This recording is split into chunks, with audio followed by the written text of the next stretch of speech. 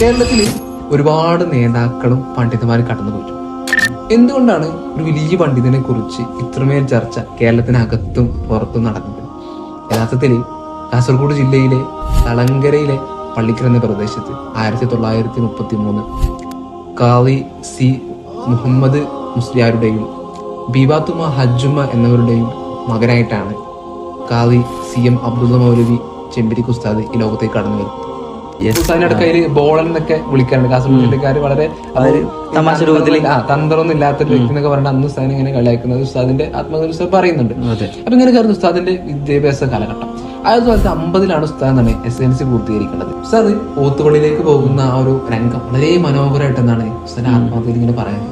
അഥവാ ചെമ്പരിക്കലുള്ള അടുത്തുണ്ടായിരുന്ന ഒരു ഓത്തുപള്ളിയിലാണ് ഉസ്താദ് ധരിച്ചു കൊണ്ടിട്ട് പോകുന്നത്. അന്നത്തെ കാലത്ത് ഓത്തുപള്ളിയിൽ ഉണ്ടായിരുന്ന ആ ഒരു പഠന രീതിയിൽ പെട്ടതായിരുന്നു നമ്മള് മരപ്പല കണ്ടായിരുന്നു. മരപ്പലകയിൽ എന്താണ് ചുണ്ണാമ്പ് കലക്കി തേച്ച് ഉണക്കിയിട്ട് അതിൽ അറബി അക്ഷരം എഴുതുന്ന ഒരു രംഗം പറയുന്നുണ്ട്. മുള ഉണ്ടാവും, മുള ചെത്തിയിട്ട് അങ്ങനെ ആയിരുന്നു ആദ്യാക്ഷരം എന്താണ് ഉസ്താദ് ഓത്തുപള്ളിയിൽ എന്താണ് 10ാം ക്ലാസ് പോകുന്ന സമയത്ത് എന്താണ് പഠനം തുടങ്ങിയത്.